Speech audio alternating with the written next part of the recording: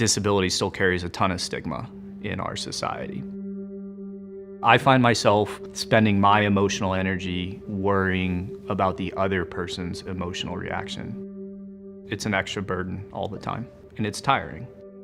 My name is Dan Bershinsky. I was a captain in the U.S. Army. I served in Afghanistan in 2009. When the bomb went off, it felt like a hammer from the sky came down and just crushed me from head to foot. When I woke up in the ICU, that's when I realized I'm not just missing my feet, but like it's from the knees down, it's everything. I was 25 years old. I had never so much as broken a bone up until that point in my life. So I couldn't tell you in that moment what it would mean for the rest of my life, beyond the fact that I knew things were gonna be different and I had a lot to figure out. I had no idea what I wanted to do next. I really only wanted to be an Army officer, and that got taken away from me. The VA stepped in actually, and they said, we have a program called vocational rehabilitation, and we will actually pay for you to get a master's degree.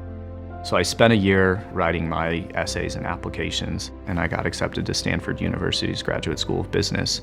I graduated in 2015, and I had always been interested in consulting, but I didn't know how to break into it. But I was aware of a program called Breakline that focuses on veterans, women, people of color, and people with disabilities, and connecting them with roles in the tech industry. Being a person with a disability in the corporate world, Breakline is familiar with that. They're not just taking people and throwing them at jobs. They're saying, what company has the culture that you might most enjoy working with? And as I learned about them, I realized what I'd really like is the stability and security of being with a large corporation. And so that's when I found my way to IBM, which is what I do now.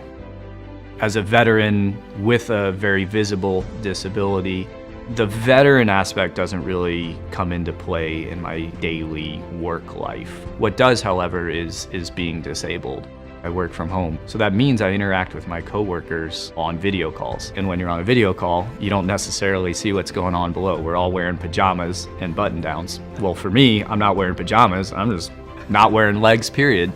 When I do travel to meet a client, there's always a moment of doubt of how is this new person going to feel about meeting me? I mean, I look different. I'm gonna roll up to them in a wheelchair. They're not expecting that. Personally, for me, I don't like ignoring the obvious. I wear shorts almost all the time so people can see my prosthetic legs. When it's out there in the open, I think we can move past it faster.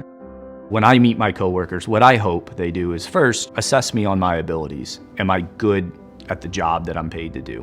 When the work is done, I'm happy to share elements of my story and to talk about my experience. I'm not trying to hide it. Human beings are incredibly resilient, and you want to work with the best human beings possible, whatever your industry is, whatever their role is. And even though I may not have legs, my disability does not preclude me from being a smart worker and a hard worker. In a workplace, having people from different backgrounds with different life experiences means they are going to tackle problems differently. So when you're sitting down as a group and saying, man, how do we solve this problem for our client? You're gonna get to the right solution faster if you have a diverse group. And people with a disability are another flavor of diversity.